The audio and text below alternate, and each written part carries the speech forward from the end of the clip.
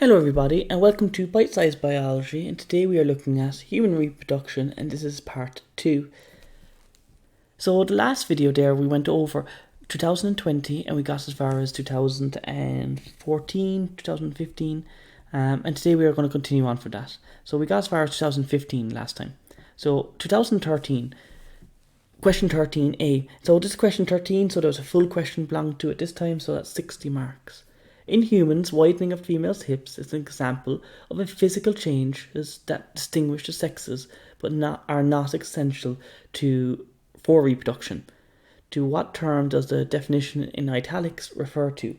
So that's the secondary sexual characteristics, and takes place during puberty, which is part 2. Name the hormone that maintains this for the life of a male, so it's specifically referred to as a male, so that's testosterone. You're given the diagram there of the human female reproductive system there, and you're asked to label the different parts, which you can see are labelled there. It's a standard enough question at this stage. Part 2, using the letters, I identify where the following occurs. So meiosis takes place inside the ovaries, so E, which is over here. Where zygote formation occurs, so where does the zygote form? So that's the fallopian tube, so D. And where implantation occurs for that, so implantation is C, the lining of the uterus. Describe the role of estrogen and progesterone in the control of the events of the menstrual cycle. Now, it didn't specify how much detail you have to write here, so I provided just a little bit, probably a little bit too much, but nonetheless it's there. So estrogen inhibits FSH, so we don't need more eggs being produced. The main function of estrogen, though, is to develop the endometrium. Around days 14, the high levels of estrogen cause luteinizing hormone to be produced, which brings upon ovulation. Progesterone has a few functions. It inhibits LH and FSH because ovulation is now taking place, so LH is no longer needed. But the main function of progesterone is to maintain the endometrium. Okay, C. Answer the following questions in relation to the development of the human zygote. By what type of cell division does the zygote divide? Mitosis. It has to be mitosis. The production of the sperm cells and the egg cells is by meiosis. But everything else is mitosis, mitosis, mitosis. Further divisions result in the formation of a morula. What is the next developmental stage after the morula? So you've got the morula, and then you've got the blastocyst, which is over here. The placenta forms from tissues of the mother and the fetus and give two roles of the placenta. There's a couple of different ones there. It helps to produce progesterone. It transfers food and oxygen to the baby. It removes carbon dioxide and removes carbon dioxide and waste from the developing fetus, developing baby. It prevents blood from mixing as well. There's loads you can say.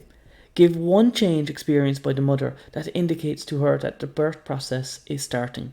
Well, there are two. The main ones are the water breaking and contractions.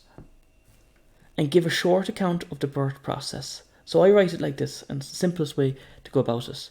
You've got your contractions, the baby is delivered, the afterbirth is delivered. And the afterbirth is the placenta. Lots of students write about the baby being delivered and contractions, and they write nearly an essay almost on this.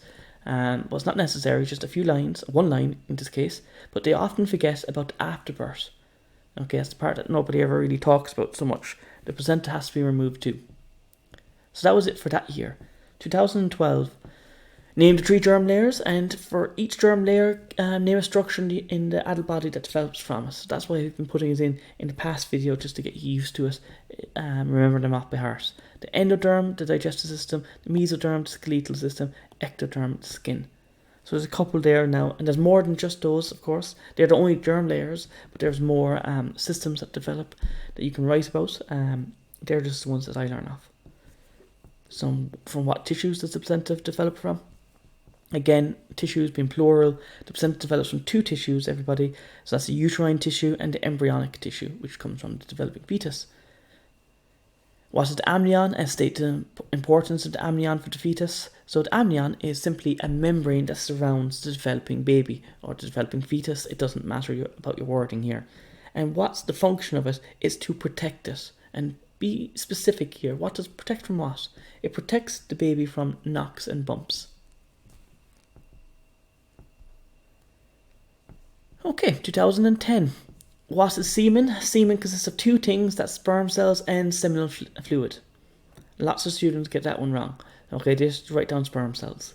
No, semen consists of two things, sperm cells and seminal fluid. It's all or nothing for that. Draw a label diagram of the human male, which you can see here on your diagram. Indicate clearly and name each of the following parts where production of sperm cells, so that's the testes, so that's the X here. Maturation of the sperm cells, the epididymis, which is right next to the testes, either side. The mixing of fluid with the sperm cells, well, you could have said the prostate gland, the Cowper's gland, or the seminal vesicles. So they're the glands over here. It doesn't matter. Transport of semen. Transport of semen is the sperm duct. State two secondary sexual characteristics of the human male. Well, I put in a few here. It's not limited to just these, of course. There are more. The shoulders widen, the voice breaks, you've got the formation of pubic hair and the formation of facial hair too. And what maintains the secondary sexual characteristics in a human male? Well, that's testosterone. 2008. You're given a diagram of the female reproductive system, labelled apart, so you've seen that before. Using your letters X, Y, and Z indicate where the endometrium is, so that's your X here. Fertilization, where that takes place, that's your fallopian tubes, that's your Y over here. And meiosis, the meiosis for females is simply the ovaries, either side or both, it doesn't matter. What part of the system is influenced by both FSH and LH? Well, it doesn't matter whether it's both or just one of them, they only have a part on the ovaries. Okay, what part of the system there? And finally, you're asked, what biological advantages are there of breastfeeding? Well, you've got bonding between the mother and baby, you've got a transfer of antibodies, you could refer to the correct temperatures. There's a whole host of different things you can say for that. Okay, I think this is our last question. So this is 2005 now, so going back quite a bit. So where is testosterone secreted in the body of the human male? So it's secreted in the testes. And give an account of testosterone. Testosterone does two things. It produces sperm and it helps to develop the secondary sexual characteristics, which we talked about earlier. Draw a large label diagram of the human male, so that's fair enough, we've seen that a few times now. Where are sperm produced? Sperm are produced in the testes. State two ways in which sperm cells differ from the ova, which is also known as the eggs.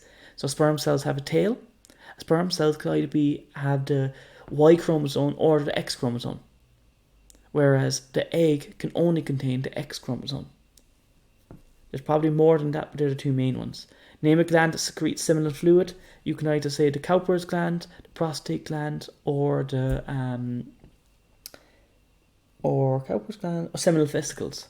So any of those three you could have said. State function of seminal fluid. Seminal fluid there is a lubricant. It provides fructose, which is a nutrient.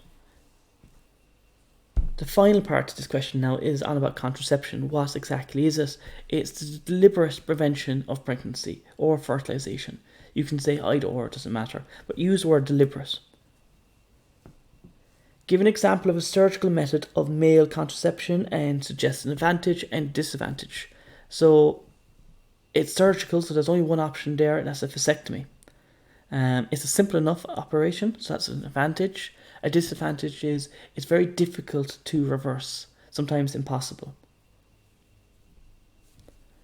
List 3 methods of contraception other than surgical. In your answer, you may refer to either or both sexes. So there's loads you can save here. These are the ones I wrote down: the contraceptive pill, the implant, and condoms being the most common ones. Again, there are others that you can say. IV suggests a possible effect of on the human population that may result from the increased availability of contraception. Well, I suppose it's kind of obvious there that if you increase the amount of contraception, you are going to decrease the population size.